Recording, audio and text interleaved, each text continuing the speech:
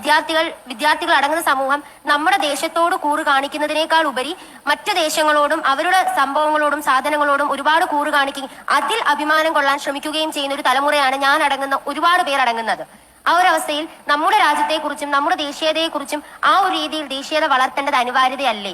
അങ്ങനെയാണെങ്കിൽ അഭിമാനം അർഹിക്കുന്ന രീതിയിൽ എങ്ങനെ നമുക്ക് ആ ദേശീയത വളർത്താൻ കഴിയുമെന്നാണ് സാർ എന്റെ ചോദ്യം.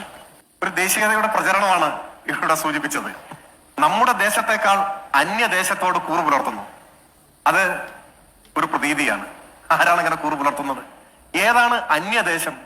സാർവദേശീയതയുടെ മണ്ഡലത്തിൽ അന്യദേശമില്ല.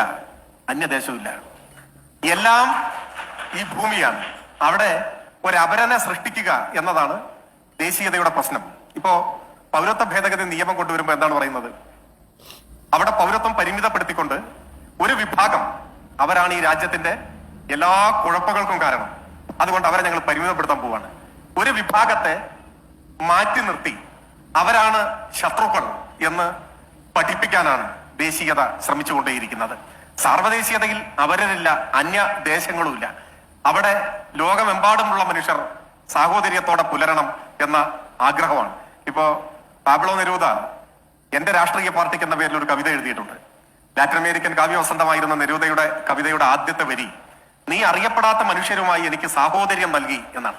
അറിയപ്പെടാത്ത മനുഷ്യർ എന്ന് പറഞ്ഞാൽ ലോകമെമ്പാടുമുള്ള മനുഷ്യർ, അവരെല്ലാം സഹോദരങ്ങളാണെന്ന ബോധ്യം നീ എനിക്ക് പകർന്നു നൽകി എന്നാണ്. നീ എന്ന് പറഞ്ഞാൽ അദ്ദേഹം അംഗമായ പാർട്ടിയെ കുറിച്ച് അദ്ദേഹം പറഞ്ഞിട്ടുള്ള ഒരു കാര്യമാണ്. ആ സാഹോദര്യത്തെയാണ് ഉയർത്തിപ്പിടിക്കുന്നത്. ആ സാഹോദര്യത്തിന്റെ ഒരു കാലം പുലരണം എന്ന ആഗ്രഹത്തിൽ നിന്നാണ് ദേശീയത സൃഷ്ടിക്കുന്ന അപകടങ്ങളെക്കുറിച്ച്, ദേശീയതയുടെ പ്രശ്നങ്ങളെക്കുറിച്ച് നാം സംസാരിച്ചു തുടങ്ങുന്നത്. നമ്മുടെ രാജ്യത്തെക്കാൾ കൂടുതൽ മറ്റൊരു രാജ്യം എന്നൊക്കെ പറഞ്ഞിട്ട് ഇങ്ങനെ ഒരു ശത്രുതയുടെ അന്തരീക്ഷം ഉണ്ടാക്കുകയാണ്. ഞാൻ ലളിതമായിട്ട് മനസ്സിലാക്കാൻ ഒരു കാര്യം പറയാം. സംഘടിതമായ സ്വാർത്ഥം എന്ന വാക്ക് പവനൻ ഉപയോഗിച്ചത് ഞാൻ ചൂണ്ടിക്കാണിക്കുകയുണ്ടായി. ഞാൻ പിന്നെയും ഞാൻ, എന്റെ അത് കഴിഞ്ഞിട്ടുള്ളതാണ് എന്റെ രാജ്യം. ഞാൻ എന്റെ രാജ്യം. ഇപ്പോ 2013 നിങ്ങൾ ചിലരെങ്കിലും ശ്രദ്ധിച്ചിട്ടുണ്ടാകുമെന്നാണ് ഞാൻ വിചാരിക്കുന്നത്. ലോകം മുഴുവൻ ശ്രദ്ധിച്ച ഒരു ദീർഘദൂര ഓട്ട മത്സരം ഉണ്ടായിരുന്നു. ആ ഓട്ട മത്സരത്തിൽ ഒന്നാമനായി ഓടിയെത്തിയത് ഒരു കെനിയൻ ദീർഘദൂര ഓട്ടക്കാരനായിരുന്നു. അദ്ദേഹത്തിന്റെ പേര് ആബേൽ കിപ്രോപ്പ് മുത്തായി എന്നാണ്. അദ്ദേഹമാണ് ഒന്നാമനായിട്ട് ഇങ്ങനെ ഓടി വരികയാണ്. അദ്ദേഹത്തിന്റെ പുറകിൽ രണ്ടാമനായി ഓടി വരുന്ന ഒരാൾ, അദ്ദേഹം ഒരു സ്പാനിഷ് താരമായിരുന്നു. അദ്ദേഹത്തിന്റെ പേര് ഇവാൻ ഫെർണാണ്ടസ് സനായ എന്നാണ് അദ്ദേഹത്തിന്റെ പേര്. അപ്പൊ അദ്ദേഹം രണ്ടാമനായിട്ട് വരുന്നു, കെനിയൻ താരം ഒന്നാമനായിട്ട് വരുന്നു. ദീർഘദൂര ഓട്ടമാണ്. അപ്പൊ ഫിനിഷിംഗ് പോയിന്റിനോട് അടുത്തെത്തുകയാണ്. അപ്പോ ഒന്നാമനായി ഓടി വരുന്ന കെനിയൻ താരം മുത്തായി ഫിനിഷ് ചെയ്യേണ്ട ആ പോയിന്റ്, ആ മാർക്ക് ഇട്ടത് അദ്ദേഹത്തിന് ഒരു ആശയക്കുഴപ്പമുണ്ടായി. അദ്ദേഹത്തിന് അത് മനസ്സിലായില്ല. അപ്പൊ യഥാർത്ഥ ഫിനിഷിംഗ് പോയിന്റ് എത്തുന്നതിന് തൊട്ട് മുൻപ് അദ്ദേഹം ഓട്ടം നിർത്തി. അദ്ദേഹം ധരിച്ചത് ഞാൻ ഫിനിഷിംഗ് പോയിന്റ് എത്തി എന്നാണ്, ഞാൻ ജയിച്ചു എന്നാണ്. അപ്പൊ തൊട്ട് പുറകിൽ വരുന്ന സ്പാനിഷ് താരം ഇവാൻ ഫെർണാണ്ടസ് സനയയ്ക്ക് അനായാസം ഓടി ഒന്നാമനായിട്ട് ഫിനിഷ് ചെയ്യാൻ കഴിയുന്ന ഒരു സാഹചര്യമാണ് വന്നിരിക്കുന്നത്. അപ്പൊ അദ്ദേഹം ഒച്ചത്തിൽ വിളിച്ചു പറഞ്ഞു ഈ ഓട്ടം നിർത്തിയ സഹതാരത്തോട്, നിങ്ങൾ ഫിനിഷിംഗ് പോയിന്റ് എത്തിയിട്ടില്ല, നിങ്ങൾ ഫിനിഷിംഗ് പോയിന്റിലേക്ക് പോകൂ, എത്തിയിട്ടില്ല, വിളിച്ചു പറയുകയാണ്. ഇയാൾ ലോകം ശ്രദ്ധിക്കുന്ന ഒരു മത്സരത്തിൽ ഒന്നാമനാകാനുള്ള ഒരു അവസരം മുന്നിൽ നിൽക്കുകയാണ്. അപ്പൊ അദ്ദേഹം പറയുകയാണ് നിങ്ങൾ എത്തിയിട്ടില്ല, ഫിനിഷിംഗ് പോയിന്റ് എത്തിയിട്ടില്ല എന്ന് പറയും. പക്ഷെ സ്പാനിഷിലാണ് പറയുന്നത്. കെനിയയിൽ ഭാഷ വേറെയാണ്. അപ്പൊ സ്വാഹിലിയോ മറ്റോണ് അദ്ദേഹത്തിന്റെ ഭാഷ. അദ്ദേഹത്തിന് അത് മനസ്സിലാകുന്നില്ല, ഇയാൾ എന്താണ് പറയുന്നത് അറിയുന്നേ ഇല്ല.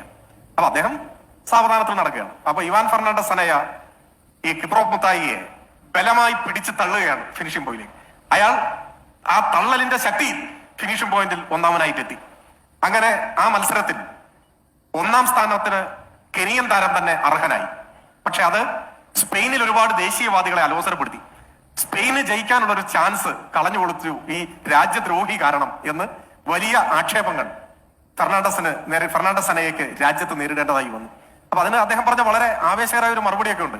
ഞാൻ അങ്ങനെ ചെയ്തില്ലായിരുന്നുവെങ്കിൽ എന്റെ അമ്മയ്ക്ക് എങ്ങനെ ജനങ്ങളെ അഭിമുഖീകരിക്കാൻ കഴിയുമായിരുന്നു എന്ന ഒരു ചോദ്യം അദ്ദേഹം ചോദിക്കുന്നുണ്ട്. പക്ഷെ ആ ചോദ്യമല്ല ഇവിടെ ഞാൻ പറയാൻ ഉദ്ദേശിക്കുന്നത്.